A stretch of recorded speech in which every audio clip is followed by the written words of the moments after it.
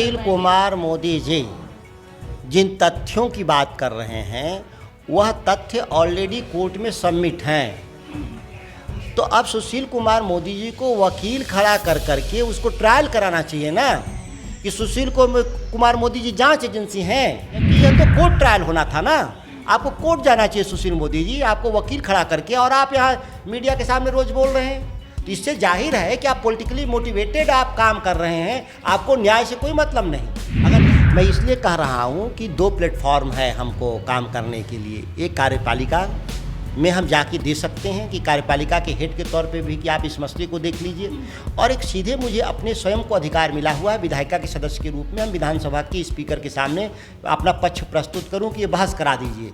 तो अब सहमति कितने स्तर पे बन पाएगी यह तो वक्त के साथ पता चलेगा, लेकिन एक बात तो तय है ना कि केंद्रीय जांच एजेंसियों का दुरुपयोग होता है। तो मुझे याद है अच्छी तरह से केसीआर मुख्यमंत्री तेलंगाना जब आए थे 6 महीना पहले बिहार, तो उसमें संयुक्त प्रेस कॉन्फ्रेंस में मुख्यमंत्री बिहार ने जरूर स्वीकार किया था कि आम सहमति वापस होगी। नमस्कार, आप न्यूज फाउंडेशन देख रहे हैं, मैं हूं आपके साथ वंदना। बिहार के पूर्व कृषि मंत्री सुधाकर सिंह ने एक विधेयक लाने की बात कही है, वह क्या है और इन्हीं से जानते हैं। हमेशा आप किसानों की मुद्दा को उठाते रहे, फिर अब ये विधेयक पर आ गए। मैं किसानों के भी मुद्दे पर निजी विधेयक लाया था, क्योंकि मैंने कहा भी था उस समय कि एक राजनेता के तौर पर मेरी दोहरी भूमिका है। एक मेरी भूमिका है पार्टी के सदस्य के रूप में, और एक दूसरी भूमिका है विधायिका के सदस्य के रूप में। बिहार के पास एक अनगिनत सवाल है 13 करोड़ आबादी में, उस अनगिनत सवाल में हम चुनिंदे सवालों को लेकर के आगे बढ़ते हैं अपनी क्षमता के अनुरूप। मैं दूसरा ये सवाल इसलिए मैं आज खड़ा किया हूँ, जो निजी विधेयक ला रहा हूँ, कि ये विधानसभा के चुनाव, आने वाले लोकसभा के चुनाव को प्रभावित करने के लिए राजनीतिक दलों को तंग किया जा रहा है केंद्रीय जांच एजेंसियों के द्वारा। और यह सर्वानुमति है इस देश में कि नहीं, केंद्रीय जांच एजेंसियां दुरुपयोग हो रही हैं। उसके लिए कानून बनने की बात हुई थी लोकपाल, जो आज तक नहीं बना। जब तक कोई नई व्यवस्था कायम देश में नहीं हो जाती तब तक बिहार के भीतर इस निजी विधेयक के मार्फत मैं मांग करता हूं कि ये आम सहमति की दी हुई आम सहमति का जो परमिशन दिया गया वो आम सहमति वापस ले लिया जाए। सीबी केंद्रीय जांच एजेंसियां बिहार में जांच उन्हीं विषयों पे करेंगी जिस पर राज्य सरकार की सहमति होगी। अब जिस विषय की बात करें उस विषय पर उस विषय की उत्पत्ति यहाँ से हुई जब लालू प्रसाद यादव चारा घोटाला मामले में सजायाफ्ता हुए, तब से जांच एजेंसियां जो है वह लालू परिवार पर निगाहें रखी। इस बार सुशील कुमार मोदी जो बिहार के पूर्व डिप्टी सीएम रहे हैं, वह बार बार आंकड़े पेश कर रहे हैं। उसमें वह बता रहे हैं कि इस बार जो सीबीआई और ईडी की छापेमारियां चल रही है वह सिर्फ चारा घोटाला ही नहीं है। एक तो चारा घोटाला है ही, फिर IRCTC है, और फिर नौकरी के बदले जमीन हड़पने का मामला है। तो ये तीनों चीजें जो है वह भी मिक्सअप है, लेकिन किसी चीजों को बिना समझे कैसे सुशील कुमार मोदी जी जिन तथ्यों की बात कर रहे हैं वह तथ्य ऑलरेडी कोर्ट में सबमिट हैं। तो अब सुशील कुमार मोदी जी को वकील खड़ा कर करके उसको ट्रायल कराना चाहिए ना कि सुशील कुमार मोदी जी जांच एजेंसी हैं, वो खुद ही जांच एजेंसी बन जाएंगे। आरोप लगाने वाला ही अगर जांच करने लगे तब तो ये तो सेपरेशन ऑफ पावर कहा गया। डेमोक्रेसी का जो सबसे फंडामेंटल है सिद्धांत, वो आरोप लगाए सुशील मोदी, ठीक है, लगा दिया, जांच एजेंसी ने जांच कर दिया। अब कोर्ट को न्याय करना है ना, अब आप कोर्ट के न्याय को आप तो मीडिया ट्रायल के जरिए वो सुशील कुमार मोदी जी पूरे मसले को उठा रहे हैं, जबकि यह तो कोर्ट ट्रायल होना था ना। आपको कोर्ट जाना चाहिए सुशील मोदी जी, आपको वकील खड़ा करके, और आप यहाँ मीडिया के सामने रोज बोल रहे हैं, तो इससे जाहिर है कि आप पॉलिटिकली मोटिवेटेड आप काम कर रहे हैं, आपको न्याय से कोई मतलब नहीं। अगर न्यायपालिका पे भरोसा होता, न्याय पे भरोसा होता तो आप कोर्ट जाते। वो बार बार कह रहे हैं कि तेजस्वी यादव का उम्र अभी 32 साल हो रहा है, 33 साल हो रहा है, इतनी उम्र में ये 52 प्रॉपर्टी का मालिक कैसे बन गए। इन तमाम चीज़ों को जब उजागर हो रहा है तो फिर राजद के लोगों में क्यों इतनी बेचैनी है, ये सवाल वह कर रहे हैं। मैं ये कह रहा हूँ कि किसी के पास कितनी संपत्ति है यह चुनाव के एफिडेविट में दिया हुआ है, और एफिडेविट जब दिया हुआ है तो इसके लिए इनकम टैक्स डिपार्टमेंट है जांच करने के लिए। हमारे पर भी नोटिस आया था इनकम टैक्स का कि चुनाव में आप लड़े तो आपने पैसा कहाँ से खर्च किया, तो मैंने इनकम टैक्स डिपार्टमेंट को बताया कि मैंने कहाँ से खर्च किया।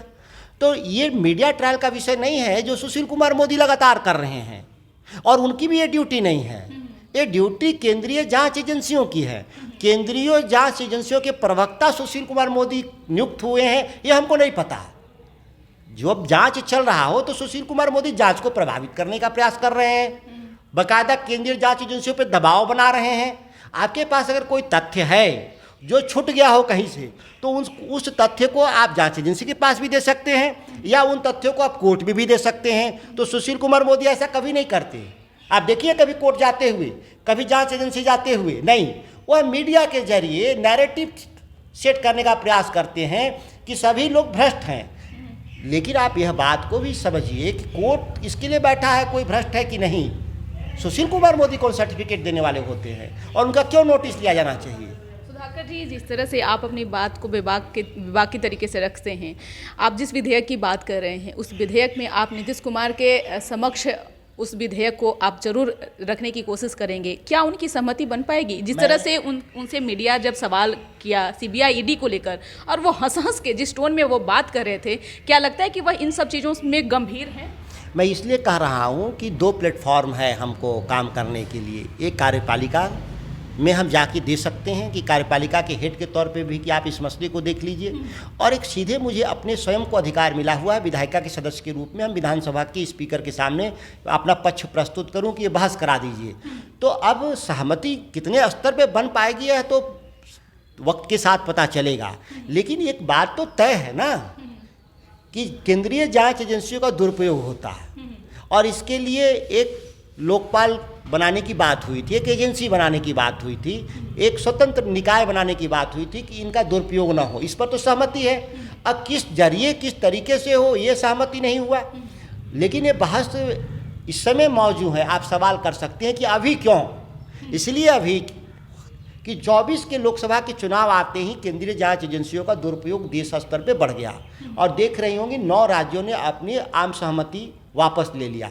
बिहार को भी वापस ले लेना चाहिए, ऐसा मैं प्रस्ताव विधानसभा में ला रहा हूं।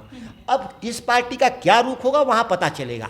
रह गया मुख्यमंत्री जी की बात, तो मुझे याद है अच्छी तरह से केसीआर मुख्यमंत्री तेलंगाना जब आए थे 6 महीना पहले बिहार, तो उसमें संयुक्त प्रेस कॉन्फ्रेंस में मुख्यमंत्री बिहार ने जरूर स्वीकार किया था कि आम सहमति वापस होनी चाहिए। ऐसा इसलिए हमारा सवाल था कि कुछ दिन पहले जब अन्य राज्यों के मुख्यमंत्री द्वारा चिट्ठी लिखा गया और मुख्यमंत्री नीतीश कुमार की बारी आई, तो इन्होंने उसमें अपना हस्तक्षेप ही नहीं करने किया। तो क्या लगता है कि इसमें भी ये हस्तक्षेप देखा जाए तो वो जो पत्र था वो मुख्यमंत्रियों के द्वारा नहीं लिखा गया था, वो पत्र था विपक्षी दलों के द्वारा लिखा हुआ।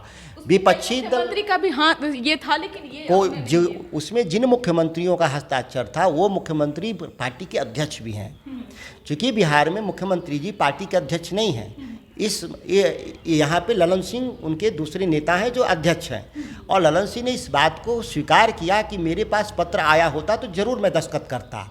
अब पत्र उनके तक नहीं पहुँच पाया, तो जो वो कोऑर्डिनेट करने वाले व्यक्ति जो होंगे जिनका मैं नाम नहीं जानता, उनसे वो जरूर चूक हुई है।